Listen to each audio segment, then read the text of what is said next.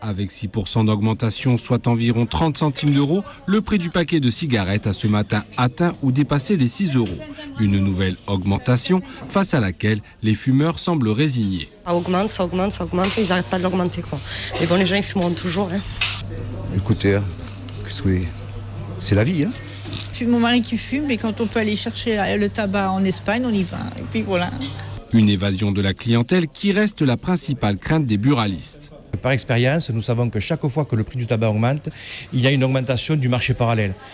Lorsqu'on parle de marché parallèle, c'est les ventes sur Internet, ce sont les réseaux mafieux. Et puis ici, dans notre région, c'est les achats transfrontaliers, puisque l'Espagne est à peine 2 heures de notre département. Selon une étude des douanes, ce marché parallèle représenterait 20% de la consommation de tabac. 15% des cigarettes viendraient des pays limitrophes et 5% de trafics illégaux.